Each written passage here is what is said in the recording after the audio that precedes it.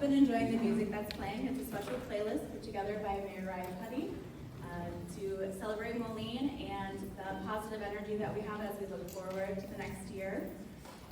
It's wonderful to be here with you all this Monday morning, and we made it through January, which is always an accomplishment. I'm Ashley Allen Smith, Community Engagement Manager for the City of Moline. And I'm blessed to be in this role because it's all about community love, and the City of Moline certainly gives us a lot to love. Before we begin, I'd like to take a moment to acknowledge our City Council members who are here, as well as our City Administrator, Bob Utas. Thank you for your service and dedication to our city.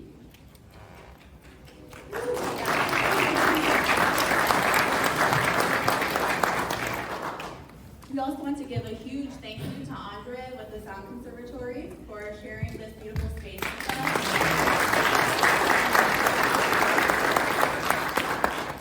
We are currently in a Carnegie Library that was built in 1903, and Andre brought it back to life with music and learning.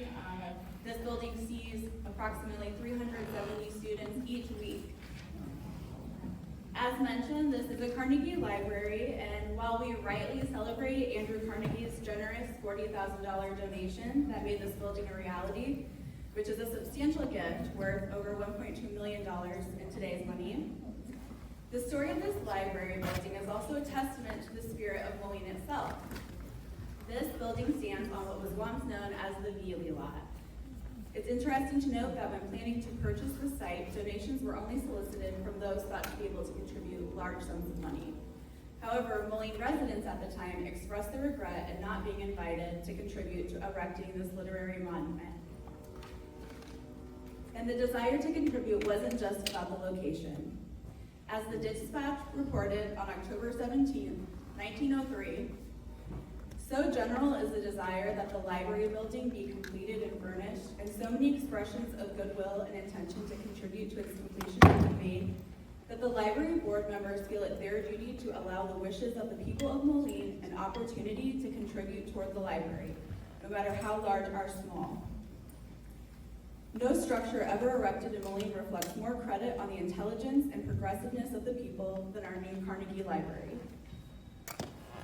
So we are no doubt grateful for Carnegie's contribution to our community, but we want to especially recognize the many Moline residents whose names we don't know, but whose generosity was just as crucial to the construction of this very building.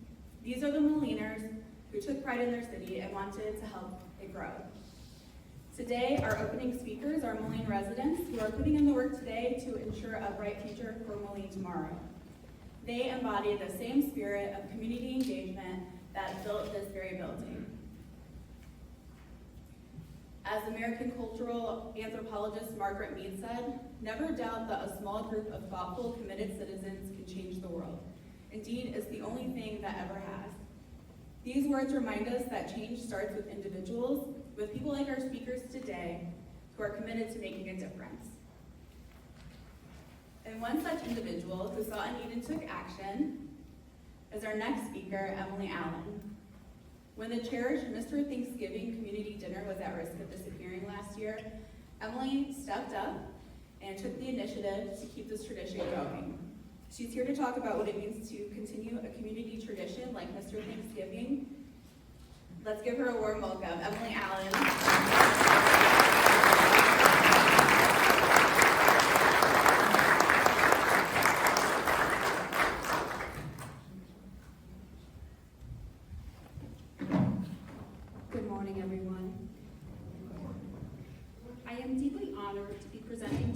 Today as part of this year's State of the City Address. My name is Emily Allen, and I have been part of the Moline community for 10 years, moving here in July of 2015. 9.5 years, technically. My husband Luke and I have 2 children, a 12-year-old daughter and a 9-year-old son, both students at Seton Catholic School. From the moment we moved to Moline, we fell in love with all this community has to offer. I spent countless mornings when my children were toddlers at library story time, enjoyed sunshine at the many parks, and while jogging along Van Butterworth Parkway, and many, many scoops of ice cream at Whitey's. As my children began to grow and become school-aged, I made a concerted effort to become more involved in my community. Over the past decade, I have had many opportunities to see how unique, welcoming, and special the Moline community is. Its richness in diversity, culture, and people are second to none. One tradition that has always made me smile is the annual tradition of the Mr. Bob's Thanksgiving dinner. Being a Seton School family, Mr. Bob is a very familiar face to us. He has helped safely cross my children across the road for 7 years. He also lets us know, in no uncertain terms, how he feels about drivers on their cell phones or those driving too quickly on the road. For those unfamiliar with Mr. Bob's annual Thanksgiving meal, this event has taken place in Moline for 54 years, beginning humbly in the back area of Bob Vogelbaugh's grocery store downtown and growing over the years to serving thousands of meals at various sites throughout the city. Mr. Bob's message is simple. Join us for Thanksgiving, no matter your circumstances, what's in your bank account, who you voted for, your religious beliefs, your race, or your identity. If you are lonely, if you want company, if you want to spend the day with others, join us. Think about that for a moment. Think about how unique his message is, especially during these times. Show up with an empty belly, and Mr. Bob will feed you, join you in conversation, and send you home with an extra roll or two. Like many of us here, I was surprised and saddened to read the news in October 2024 that Mr. Bob would be losing his venue to host his annual Thanksgiving meal. There was more at stake than just losing the event itself. The loss of this event would be a loss of an important piece of Moline's history and rich community fabric. There is the old saying, all good things must come to an end. But in this case, I and many others believe that some good things should never end. With that in mind, I did what any other slightly crazy, overcommitted, and disorganized person would do, tried to get the event going again. With the guidance and support of 2 other friends and Seton parents, Steve Ducey and Mark Gaziorowski, we agreed that we needed to try to keep this event going in Moline. I was able to connect with Mayor Rayapati, the Moline Police Department, and City Administration to discuss how to get the event back up and running. We received resounding support from the City of Moline, which was all the encouragement we needed to push forward. Our biggest challenge was finding a venue that would hold the number of diners we anticipated. Nearly 2,000 was the estimate we had. Working with the city, we looked at a few options. During the tour of a potential venue, city staff said, you may want to check out Mercado on 5th. Little did we know that that statement would open the doors to a beautiful and meaningful partnership. When I tell you that Steve, Mark, and I literally walked in unannounced on a November morning, or afternoon, I think, and asked Francis Williams at Mercado if we could use your space for the event. I say that with no exaggeration. We literally just walked in the door. We walked in while the Dia de los Muertos floats were even still up. When we explained what we were trying to accomplish in a tight time frame, Francis and her staff, without any hesitation, gave us a resounding yes. The remaining weeks went by in a whirlwind. We are so grateful for the tremendous financial support we received from RIA Federal Credit Union, the City of Moline Human Rights Commission, Lufu's Kia and Nissan, Hy-Vee, and Stern Beverage. Financial support, in combination with the backing of the City of Moline and Mercado on 5th, truly helped make this event happen. The 2024 Mr. Thanksgiving event went off as smoothly as any event organized in 3 weeks possibly could. With the help of nearly 100 volunteers, we actually had to turn people away, we had that many volunteers, we were able to serve nearly 2,000 meals. Mr. Bob was on the premises from the beginning of the event until the end, and we were all surprised and a bit emotional when the city surprised us by honoring Mr. Bob with a proclamation mid-event. It was very, very special. We have had a lot of questions about what happens next for this event. While we are still planning and strategizing, I can tell you that we are in the process of establishing a 501c3 and formalizing the event planning to secure this storied tradition for many, many more years. This is a tradition that will not be leaving Moline in any of our lifetimes. When we look at projecting a vision for our community for the future years, I hope that we continue to be mindful of the people, traditions, and the stories that can be lost once they are gone or events occur beyond our control. I believe that one of the reasons I felt called to continue this event was the loss of my own mother in October of 2024. While she was not a Moliner, she was an active and engaged community volunteer who helped shape the stories and memories of many in her community. I would like to think that she also had a small hand in making this event possible this year.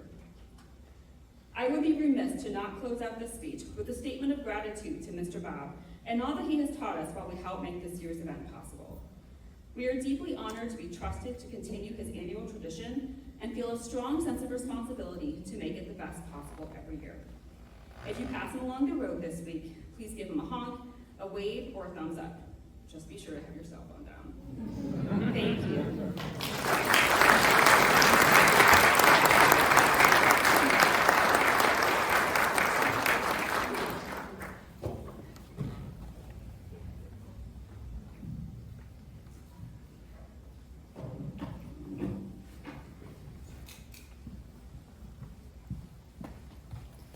Thank you, Emily.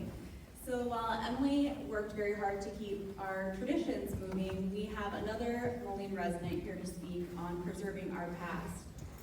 His name is Felix Vallejo, and he has made a great investment into the city of Moline, particularly the Floreciente neighborhood, and he is here to speak about his Skelly service station, which was recently entered into the National Register.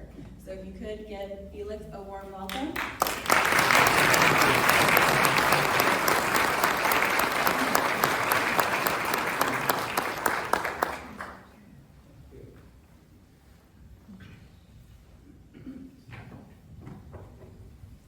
Good morning. Good morning. My name is Felix Vallejo. Sometimes my Vallejo or Valley Joe, but Vallejo is good.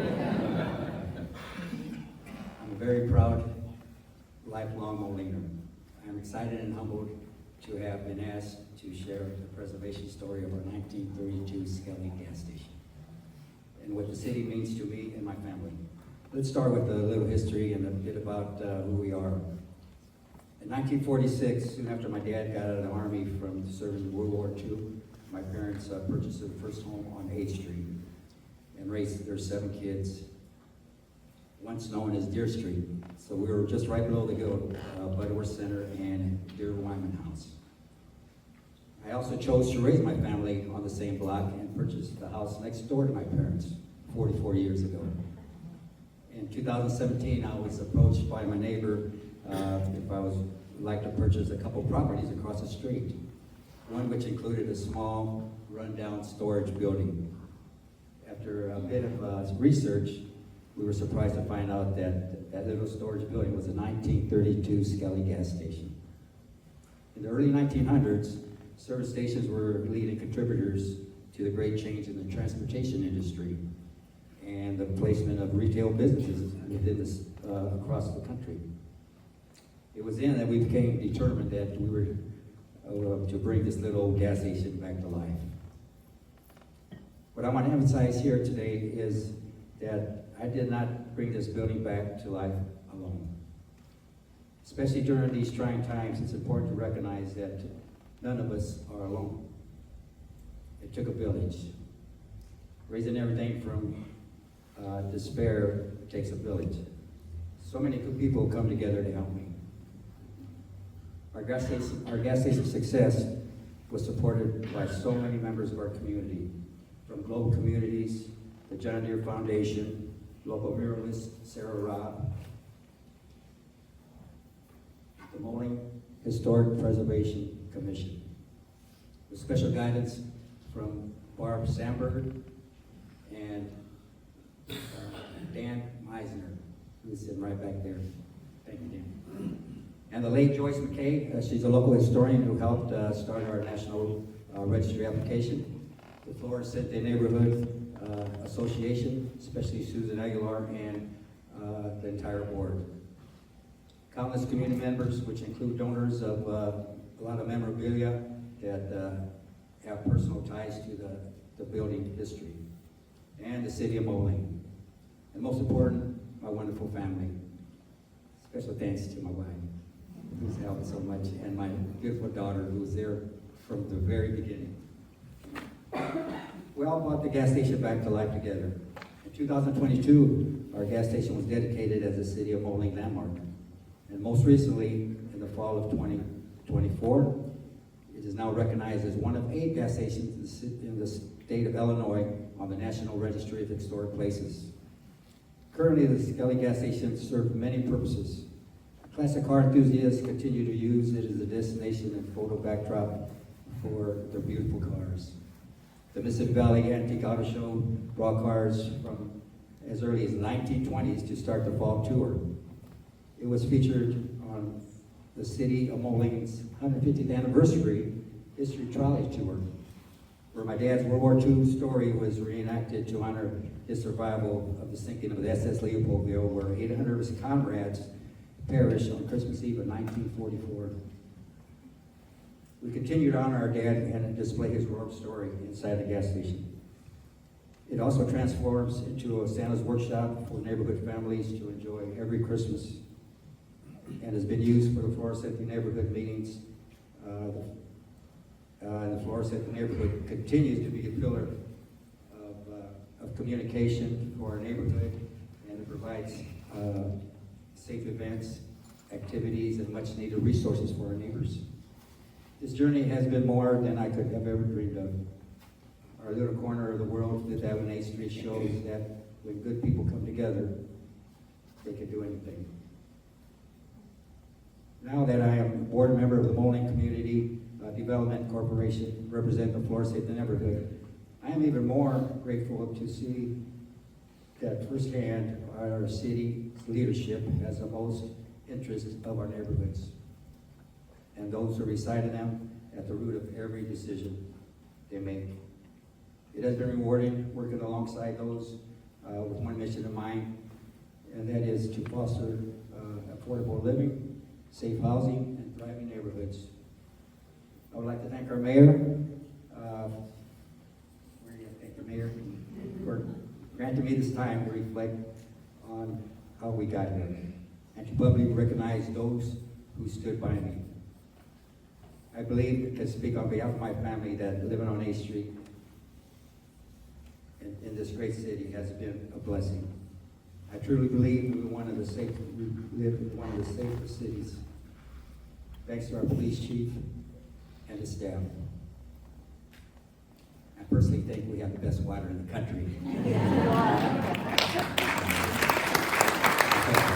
Okay, with gratitude for this journey, I want to remind everyone to take care of each other, your families, your friends, and your neighbors.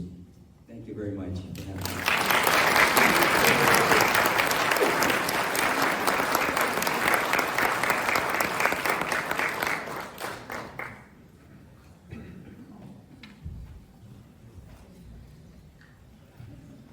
Thank you, Felix. Felix just spoke on the importance of preserving our past, and our next speaker is an engaged Moline resident who is focusing on our future. I'm happy to introduce Kelly Nachi, who has been working with the city of Moline to obtain the B City USA accreditation. So if you could please welcome Kelly Nachi to the stage.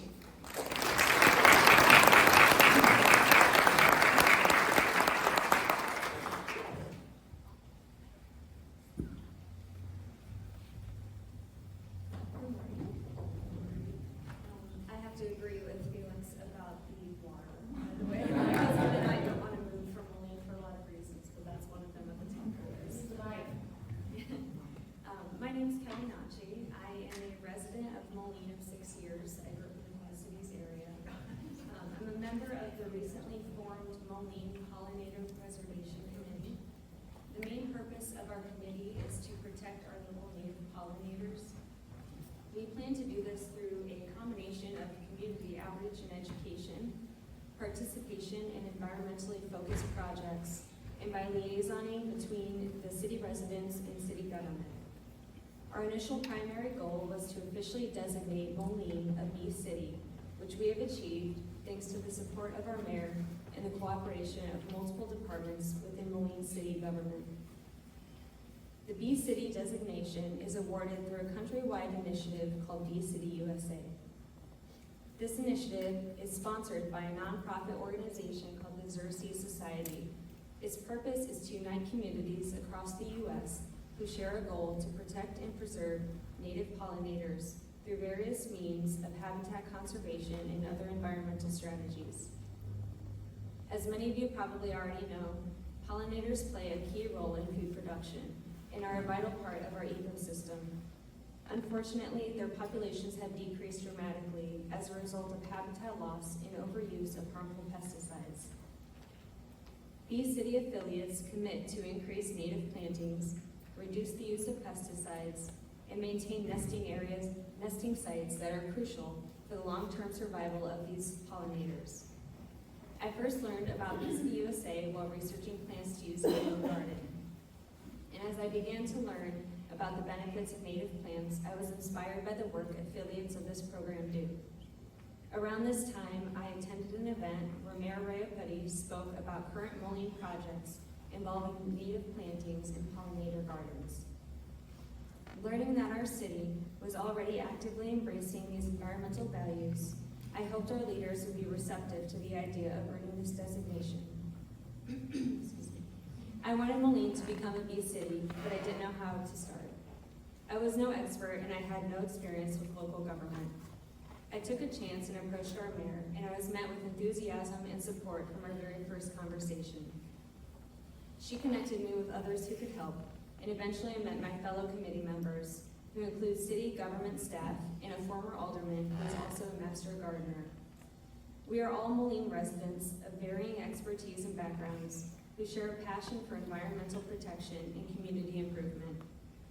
I have discovered through this experience that there was already an entire community of passionate residents, environmental experts, and members of government who have been working towards these goals and embracing these values for years. Our group hopes to now bring this vision to the community at large.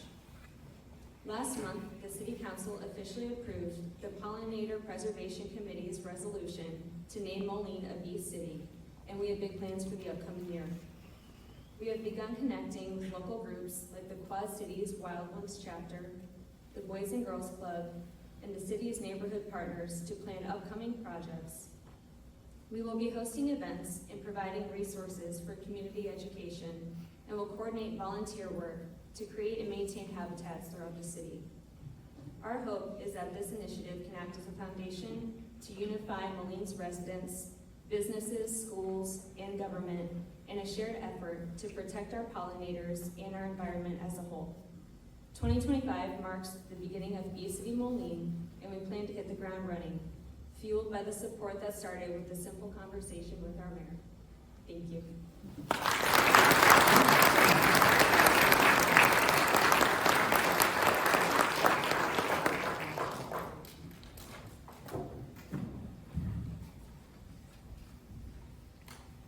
Thank you, Kelly, for all of your hard work. And now it is my distinct honor to welcome Mayor Sangeetha Rayapati to the stage, where she will be sharing her vision for the upcoming year. It is practical progress, positive growth. Mayor Rayapati.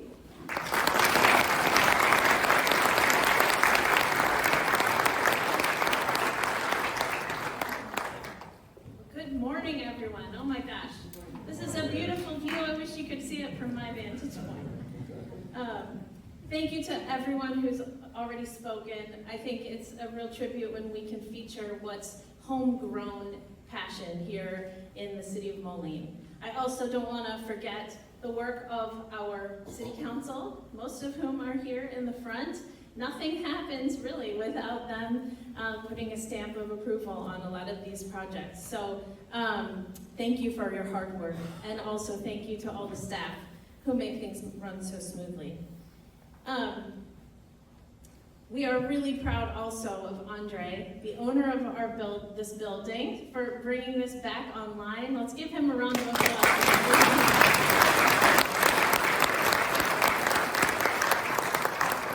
And so it's a pleasure to host you here in this space today.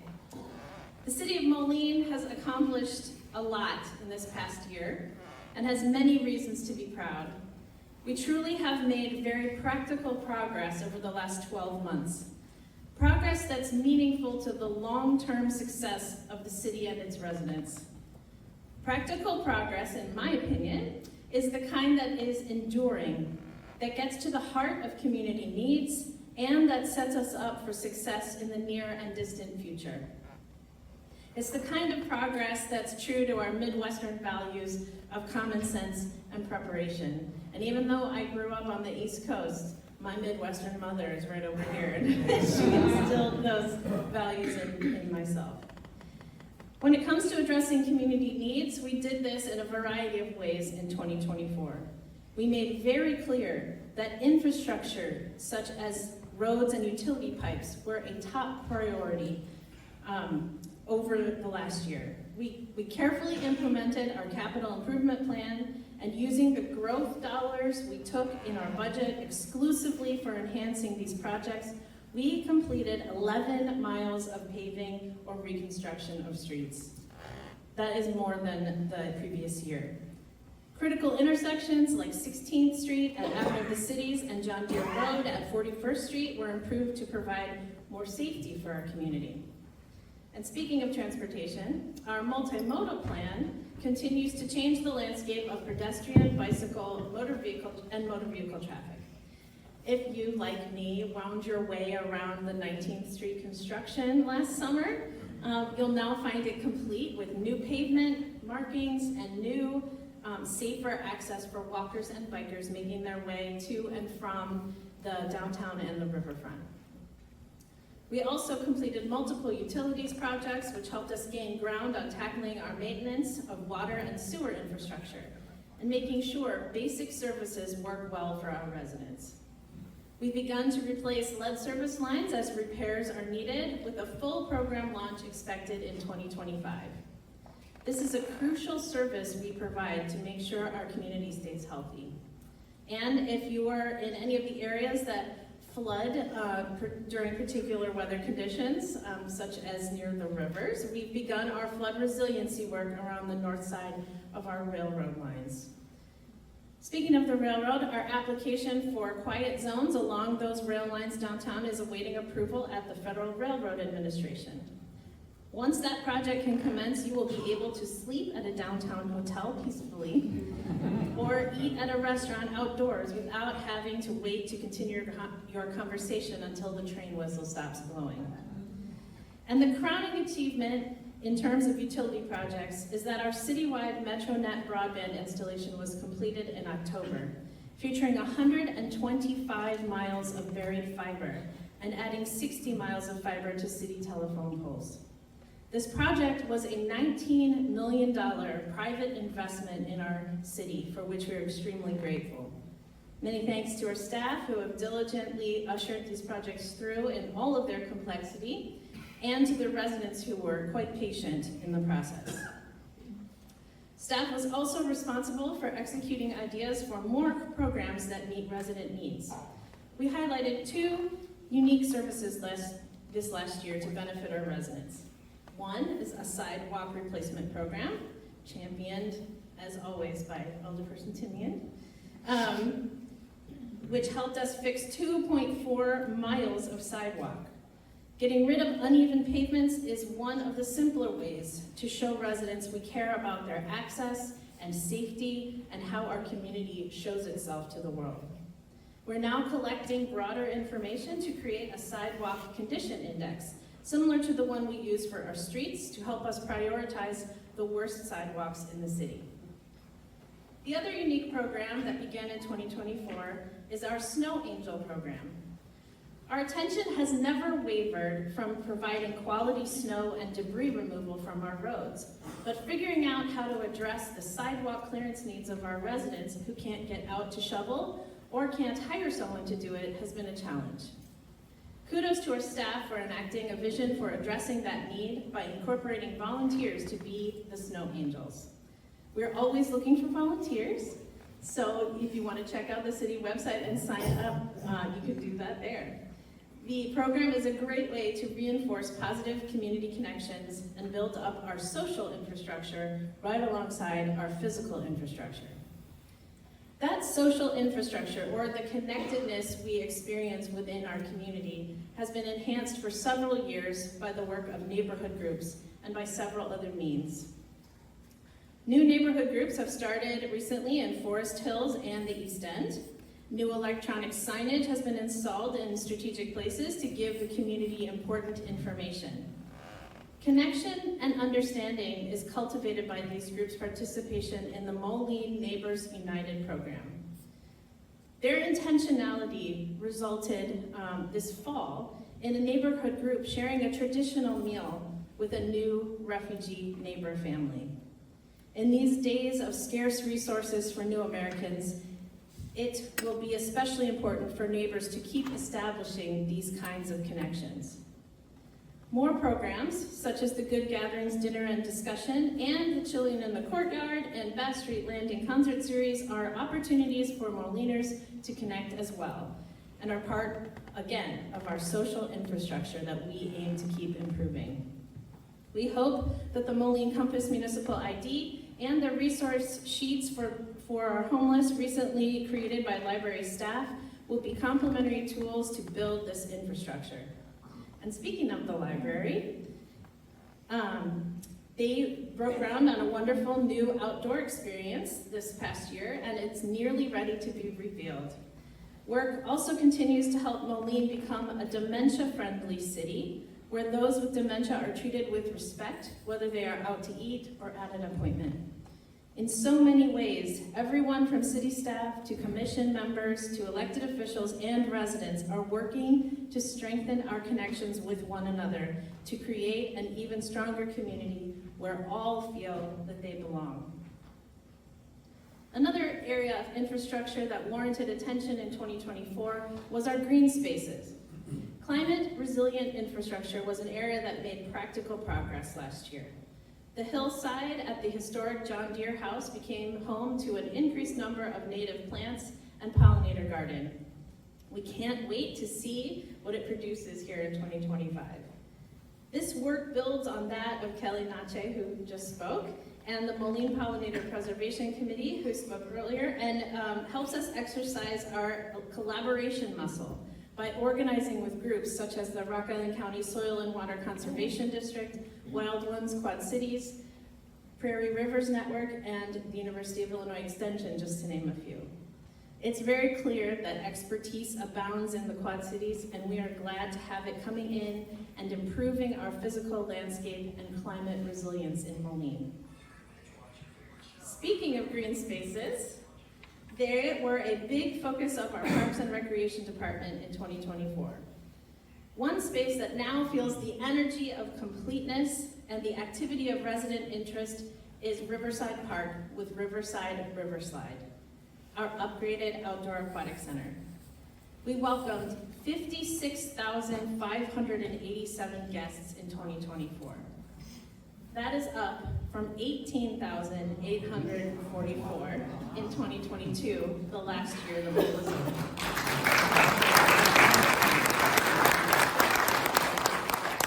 Certainly, our collaboration with the YMCA on membership and access was part of that success, and we're just very thankful for that work. Coupled with the ever-active pickleball courts, Moliners now have tremendous opportunities for outdoor engagement at Riverside.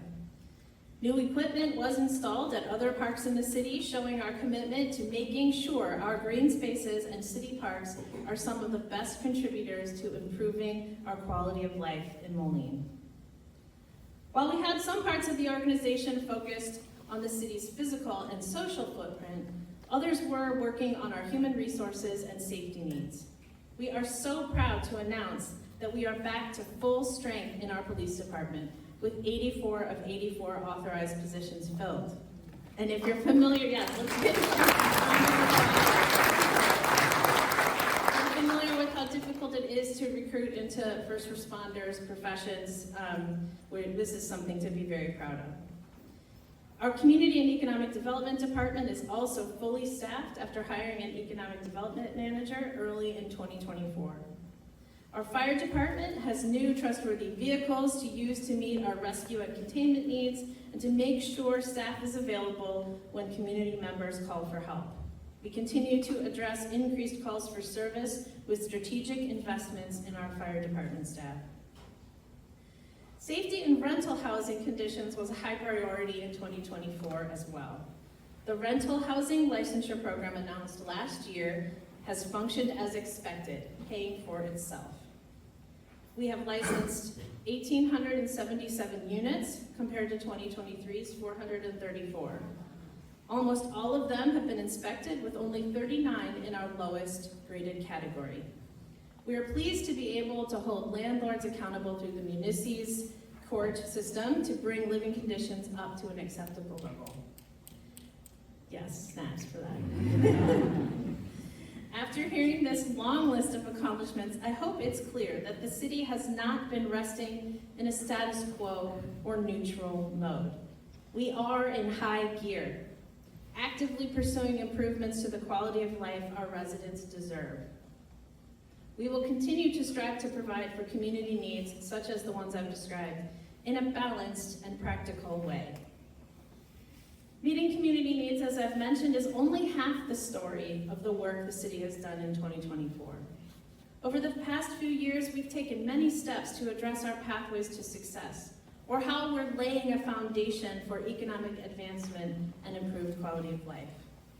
Whether it was refinancing our pension obligation bonds, tidying up old or exploring new TIFs, investing in our fire and police personnel and equipment, finding and securing grants to pay for major projects, stabilizing our utility funds, or changing our code to create opportunity or improve our community culture, 2024 has been another in a series of years where preparatory, practical progress has laid a foundation for growth.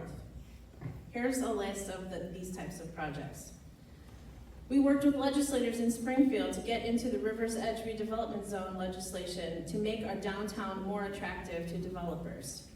We paused direct work on that proposed redevelopment to get answers to critical questions of access and building stability for the Kone Tower. Now that we are armed with proper information, we continue working with MKSK to get their final proposal in front of the council and weigh all of our options for design and funding. We are really proud of the community input that went into getting to these plans, and we're looking forward to the next steps. We've seen the growth of Power Instruments construction project in our new TIP. We've prevented the oversaturation of vape shops in the community. We passed an accessory dwelling unit ordinance to allow for interested parties to help us build our housing stock up, not out. We are engaged in an active planning effort to envision the future of the South Park Mall with its owners. We made headway on construction projects. The valuations of permits pulled for development outpaced the previous year, from just under $62 million of valuation to just under $65 million. This is a pattern we're getting used to, so that more and more of our commercial activity is vibrant and growing. We prepared all preliminary work for our new South Slope water treatment facility upgrade. This will help us address updated EPA requirements and improve the function and safety of the plant. Function and safety in our central fire station is something we've been working to address as well. With a building past its useful life, careful attention to location and land acquisition for a new central fire station has been a hallmark of 2024. Soon, we hope to be looking at designs and balancing our needs with our resources. We laid the foundation for a shuffle of department locations and the new fire station by purchasing the Bethany building at the corner of 6th Avenue and 19th Street, and fashioning it to fit CED, our one-stop shop for permitting, and the Parks and Recreation Department, who will make wonderful, needed use of the attached gymnasium for parks programming. All of these efforts are complemented by the work of our grant specialist, Dawn Temple, who has helped us receive $14.9 million of committed grant funds this year. Offsetting the costs of improvements for our residents in this manner is making a huge difference to our bottom line. Still, there are projects that require more work and more skillful attention to funding and financing, and we're leaning into the skills of the Community and Economic Development Department, which is helping us battle the economic headwinds of being a border community and the impact of federal economic policies that will make projects harder to pencil. The future that we've prepared for with more economic activity may blur out of focus for a bit, but we will work tirelessly together to keep it in plain sight. While the smooth functioning of the city as an organization is always part of providing stability for our residents, we also want to help those residents prepare for seizing opportunities for themselves. In 2024, we chose to address systemic poverty by initiating the Level Up program with Project Now, Inc. Program participants were able to retain their property, avoid eviction, build on their work schedules, and also provide for supervision of their children. We've renewed this program, funded by cannabis tax income, in order to help more families and keep investing in enduring improved outcomes, not Band-Aid solutions for our families. Our other opportunities we were proud to celebrate are the reorganizing and launch of the Quad Cities Manufacturing Institute and the Higher Education in the Quad Cities study. Both efforts help us identify and address workforce and training opportunities that are crucial to the growth of our population and region as a whole. Growth and diversification of our economy is crucial to decreasing our reliance on property taxes. Moline's economy has grown year over year since 2021. In 2022, our economy grew by 5.05%. In 2023, it grew by 5.75%. In 2024, preliminary projection was growth of 8.06%. Certainly, this may adjust downward over the course of 2025, but we have evidence that we have been on the right path. We certainly aim to continue to create growth. Some of that growth will come from investing in entrepreneurs, and we need appropriate evolution of some of our tools to help that happen. For example, our revolving loan fund is being reworked to better meet needs of those that can benefit from it. We are actively engaged in completing the work of establishing the River's Edge redevelopment zone that will help us attract investment. We also continue to lobby at the state and federal level for levers that help us bring passenger rail to the Quad Cities. Despite progress in that agreement, a large funding gap still exists. So, as former Transportation Secretary Buttigieg advised recently at a meeting I was at, we'll keep pushing, in quotes, to keep making this tool a reality. Another path to opportunity we have been preparing for is increasing our housing stock. A recent presentation to our City Council revealed that with status quo economic activity, we need 1,100 new housing units of all types. If we experience increased economic activity, we are projected to need 4,400 units. The Council and Plan Commission are laser focused on the seamless flow between updating the comprehensive plan and our zoning code to help meet these needs. Only with an increase in the supply of housing can we begin to bring down the rent burden that many hardworking Moliners feel. This is a national issue, and we will do our best to address it smartly. Currently, staff is working on development deals that would bring 239 units online in Moline. Another project we have been preparing for is our Shine On Moline agrivoltaic solar farm, a project so unique that the U.S. Department of Energy chose us out of 14 entities, or to be one of 14 entities across the country for their Clean Energy Community Peer Learning Cohort. We're continue to explore that possibility with $450,000 led by the state of Illinois for this work. And we just continue to keep working on that project. Through all of this current work, the Council has continued our habit of combining conservative budgeting and lean operating costs. We have dropped the levy rate from $1.80 to $1.71 per $100,000 of equalized assessed value, and took a smaller levy amount this year than last year. Our levy this year was $225,000. Compare that to the $1.3 million of projected growth we could have taken, and we can show we are clearly exhibiting restraint and resilience when it comes to providing for our community. We consistently ask ourselves, Are we walking the talk on economic development and our care for our community? We are working for positive growth with very practical yet innovative approaches taken to our work. Practicality doesn't have to mean status quo. For us, it means common sense solutions to our community needs. It means prioritizing lasting solutions versus band-aids over problems. It means making sure our development agreements and partnerships are balanced and fair and benefit our residents. Practical progress and positive growth mean that we are aspirational without being delusional about who we are or where we are. They mean that we dare to dream and try to turn those dreams into reality through hard work and innovation. We invite our residents and our partners to keep working in similar ways, whatever your passion is. We know you can have a home for it in Moline and that you can be part of the positive growth we seek into this new year. God bless, and thank you so much for being with us today.